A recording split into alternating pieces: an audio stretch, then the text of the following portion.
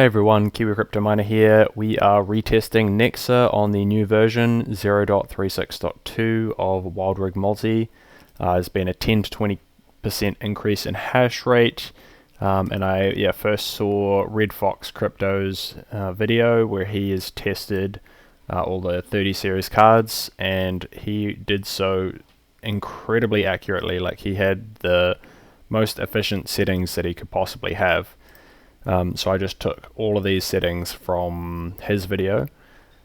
So the 360 core offset was the best that could be achieved. Even if you put like 460 or any number higher than 360, it did not decrease the voltage any further. So I left it at 360 for all of them. And all of these numbers as well, the locked clocks were as low as they could possibly go to be efficient, and as high as possible to get the max hash rate while still being max efficiency. So yeah, he did incredibly well on finding those settings. And there's a whole big trick around doing all of this, so I'd recommend heading over to Red Fox Crypto's NEXA video that he made recently in order to figure out how to do that. But just as a quick bit of information, I will show you this command here. So you can see I tried 450 as well. This command, so this creates a file that just sets these things in the miner. So once you've created the file, you then call for those to show back up in the flight sheet. So you'd put a couple of arguments here. I do have those arguments somewhere, but they're gone. I'll put them down in the description, or you can just head over to Red Fox Crypto's channel. He's got a link down in his description that has the whole script in it, which is just here. So these two execution commands here, they just go into here once you've run that other command. So I'm not going to put it in now because I'm using an AMD card right now. But yeah, if you are using an NVIDIA card, first of all you would start the rig mining, and then you'd run this command right here, which would create a file that sets the core offset and the memory. And then in the flight sheet you would put those two things that I just showed in, and finally you would set the core locked core clock just here. And that would be the only setting that you have in here.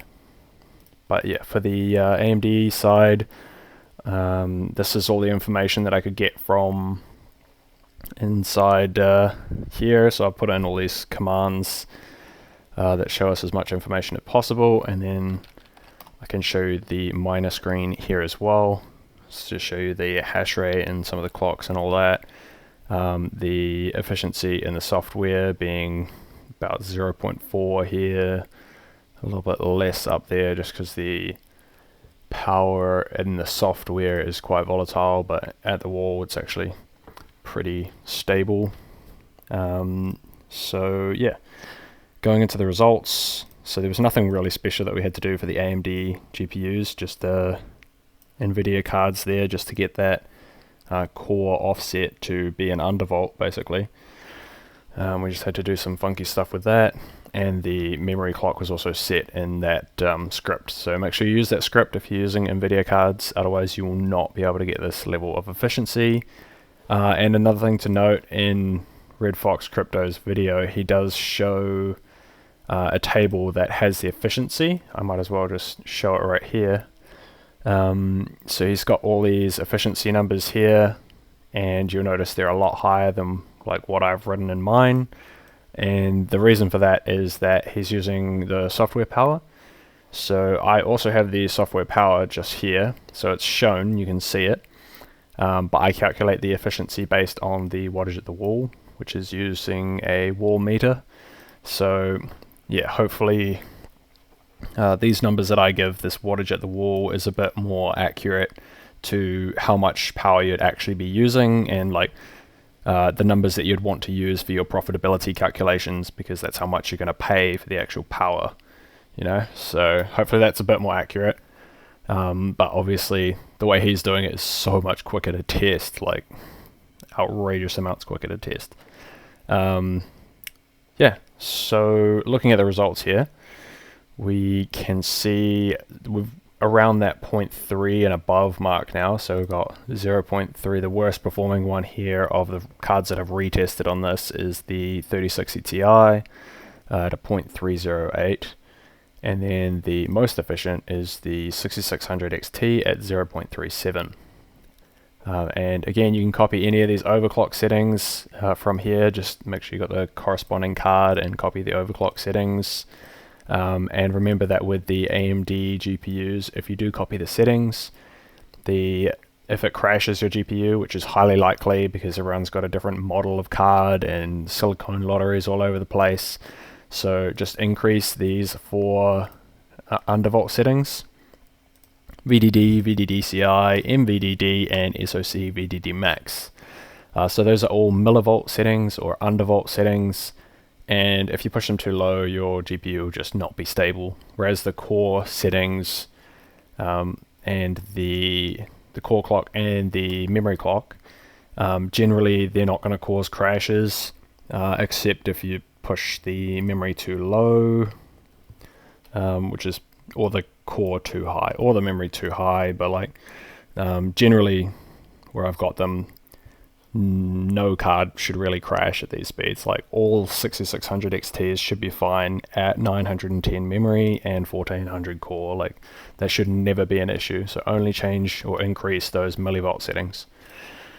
Yeah, and then now comparing the results a bit more, I think it's always quite interesting to compare the hash rates. So like looking at a 3080, even though it's got a similar naming tier to a 6800, the hash rate of the 3080 is up at 53 and the 6800 is down at 31. Part of the reason for this is that I have to reduce the hash rate a whole lot by reducing the core clock in order to be the most efficient, and that's the only way I get these efficiency numbers so efficient is by reducing the hash rate, basically. So there's that to keep in mind.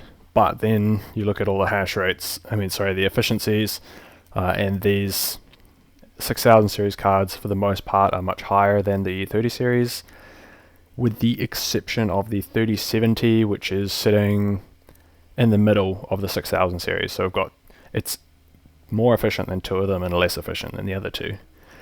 But then when you consider how high the hash rate is, it's higher than the 6800, so it's actually, a really good card on this algorithm in terms of efficiency and hash rate.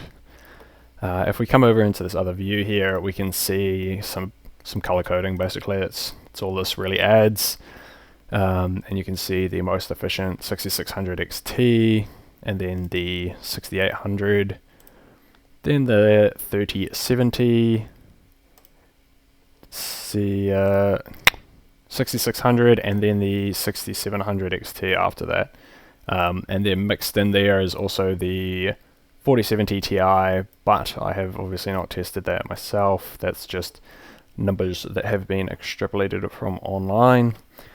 So yeah, take that with a grain of salt. Don't actually know the exact power draw at the wall for that, so can't say anything for certain. But yeah, that's pretty much all I got for this video. So hopefully this has provided you guys with a lot of information and some numbers to do your profitability calculations with. So you can, I find using watt to mine is a great tool. You can chuck in these hash rates and these wattages instead of using the pre-built in ones in watt to mine. And then usually you just add in like however many cards you have. So, you have to do a bit of math just to add together. Maybe you've got a rig of 3 of these and 3 of these. You just do the math, add it up, and then make sure you add in whatever your system uses at idle. So you might, if you just got a motherboard and that's it, you might just use another 20-25 watts.